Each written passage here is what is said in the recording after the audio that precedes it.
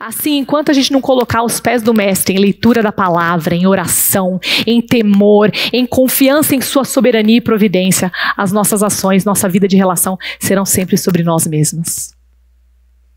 E sabe de uma coisa linda desse texto, que eu acho muito importante vocês ouvirem isso, é que a gente tem uma grande dificuldade de priorizar. A gente tem uma grande dificuldade de priorizar. E colocar em primeiro lugar aquilo que tem que estar em primeiro lugar, aquilo que tem que ser supremo na nossa vida. Tem muita gente que dá curso sobre isso, né? Vamos fazer uma priorização da vida cristã, ou vamos fazer uma pirâmide de priorização, em primeiro lugar está Deus, depois o relacionamento com a família, assim, não é? Então tem muita gente que te direciona, tenta te ajudar, te se organizar, te dar uma lista de coisas que você tem que fazer para botar a sua vida em ordem. Mas a prioridade não é uma lista. Ela é a prioridade, ela é uma coisa só. Paulo disse o seguinte... Só escutem, em Filipenses 3, 13 e 14.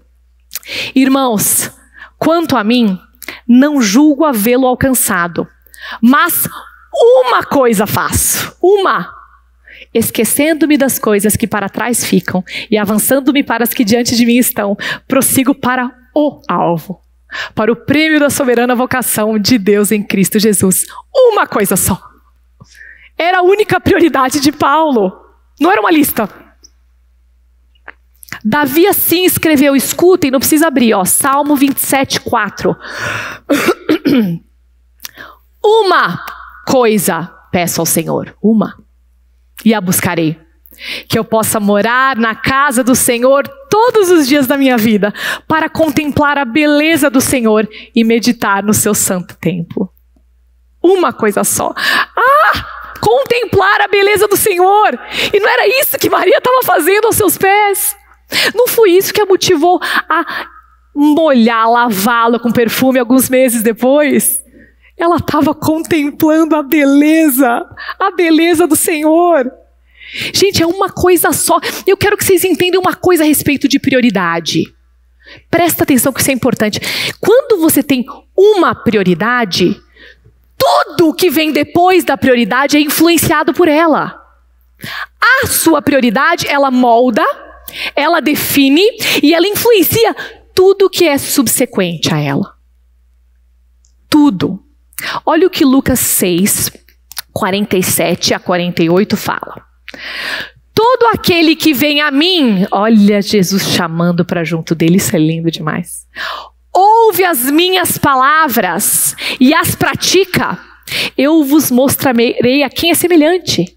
É semelhante a um homem que, edificando uma casa, cavou, abriu profunda vala e lançou o alicerce sobre a rocha.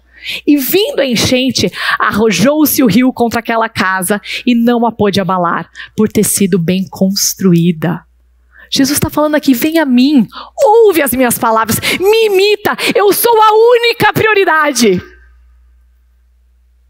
E quando a sua mãe e seu irmão vieram procurá-lo, mas estavam no meio de uma multidão, ele fala assim, em Lucas 8, 21, ele, porém, lhes respondeu, minha mãe e meus irmãos são aqueles que ouvem a minha palavra e as praticam.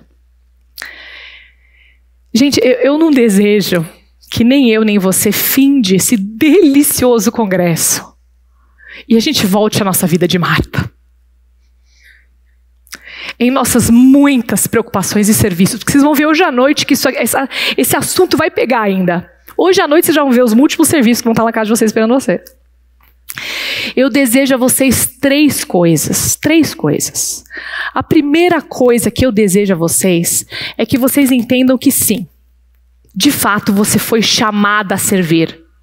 Você foi chamada a amar pessoas. Você é chamada a ficar desconfortável para que outros tenham conforto.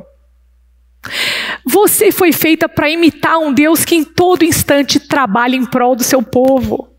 A gente foi feita para imitar o Mestre Ezer, o Mestre Jesus.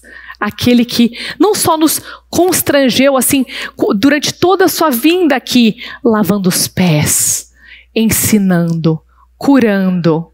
Ele a todo momento demonstrou amor de expressão através de cada uma das suas ações. Mas ele foi aquele que entregou a sua vida. Não tem maior amor que esse. Ele é um mestre resgatador que morreu na cruz para que o seu coração e para que o meu coração tivesse pleno descanso nessa vida de trabalho. Jesus muda completamente a nossa perspectiva de serviço. E Ele nos dá esperança pelo dia que vamos servi-lo na eternidade, sem os duros efeitos do pecado. Sim, você foi chamado a servir, nunca se esquece disso, para imitar Ele. Segunda coisa que eu desejo que você não esqueça. Eu desejo que você nunca perca de vista a única prioridade, que é conhecer o Mestre. Estar aos pés de Jesus, deslumbrada, é beber da sua palavra, é conhecer o que Ele tem a nos dizer, é ler a Bíblia, é o número 1. Tudo o resto que vocês fizerem, todas as suas ações serão moldadas por essa sua única prioridade.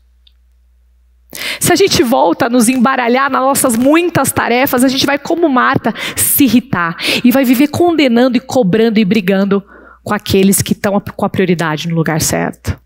Porque a gente gosta de se justificar, mostrando às vezes, olha como ela não trabalha, ela está lá fazendo ali na Bíblia.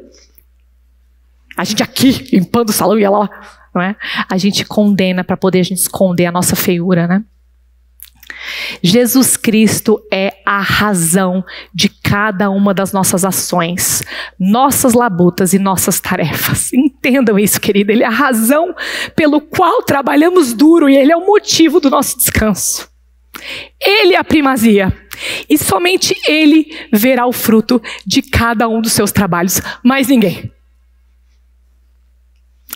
A terceira coisa que eu desejo a vocês, minhas amadas, é que vocês se lembrem da resposta de Jesus.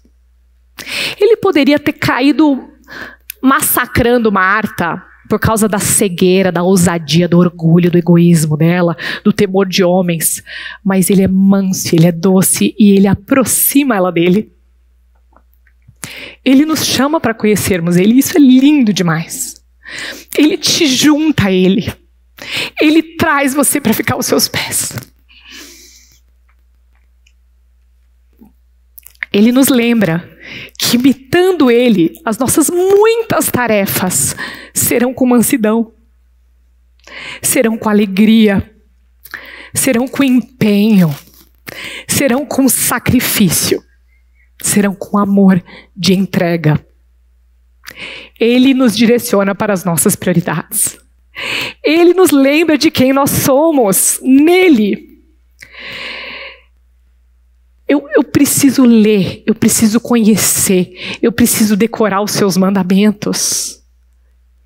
Eu preciso conhecer o meu mestre.